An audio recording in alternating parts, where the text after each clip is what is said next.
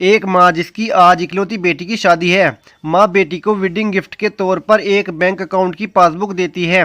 तो बेटी अपनी माँ से पूछती है कि ये क्या है। माँ कहती है कि ये मेरी तरफ से छोटा सा वेडिंग तोहफा है। ये बैंक अकाउंट की पासबुक है। यह तुम्हारे जीवन की खुशी के लम्हों को संजो रखेगी। आगे जब भी तुम दोनों की जिंदगी में कोई खुशी का मौका आए तो अपनी तरफ से इसमें कुछ पैसे डिपॉजिट करना।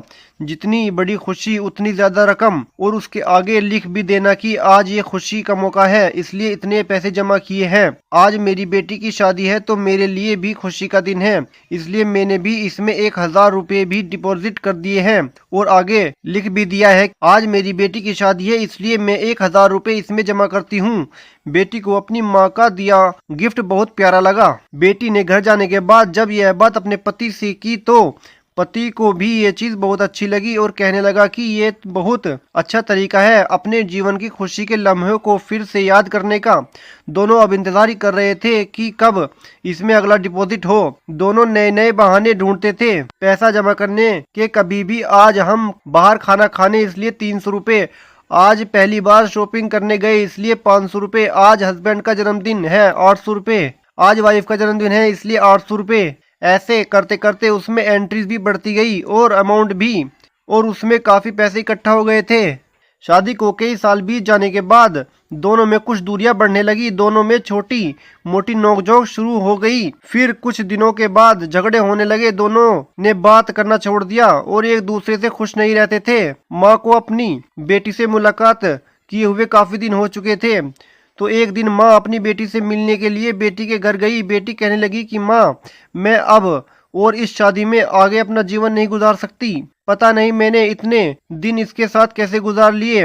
अब मैं इस आदमी से डिवोर्स चाहती हूँ। उधर पति भी कहने लगा कि मैं भी परेशान आ गया हूँ, इसके साथ रहकर मैं भी जीना नहीं चाहता, तुम्हारे साथ मुझे डिवोर्स चाहिए। माँ ने कहा ठीक है तुम दोनों अलग हो जाना, लेकिन याद है मैंने तुम्हारी शादी के दिन तोहफे में एक पासबुक दी थी। बेटी पासबुक निकाल कर लाई तो उसमें देखा कि उसमें बहुत पैसे जमा हैं। माँ ने कहा जब शादी इतनी बुरी थी तो पहले अपनी शादी से जुड़ी कोई याद भी अपने पास नहीं रखनी चाहिए। पहले इसमें जमा रकम को खर्च करना होगा, फिर तुम डिवोर्स ले सकते हो। दोनों ने कहा ठीक है और अगले ही दिन बेटी पासबुक लेकर बैंक जाती है पैसे निकालने के लिए।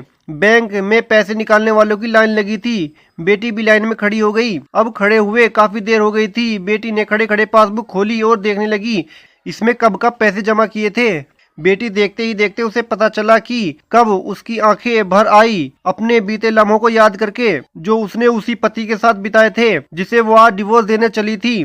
बेटी बिना पैसे निकाले वापस घर आ गई और अपने पति से कहने लगी कि मुझसे नहीं हो पाएगा, ऐसा करो तुम जाकर इसमें जमा सारा पैसा खर्च कर दो। पति ने कहा ठीक है और पति बैंक गया, लाइन में खड़ा हो गया। उसकी नजर भी पासबुक पर पड़ी और उन सारे खुशी के लम्हों पर पड़ी जो उसने अपनी उसी पत्नी के साथ बिताए थे जिसे आज वो तलाक देना चाहता है। अपने जीवन भर के सबसे हसीन लम्हों को याद करके पति की भी आंखें भर आई और वो भी लाइन से निकल गया।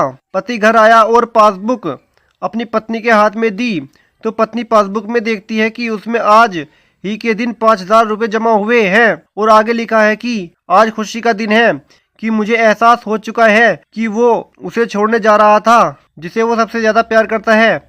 मैंने फैसला कर लिया है कि अब बाकी की सारी जिंदगी उसी के साथ बिताना चाहता हूँ। यह देखकर दोनों की आंखें भर आई और गले लगकर खूब रोए और प्रॉमिस किया कि अब वो कभी नहीं लड़ेंगे।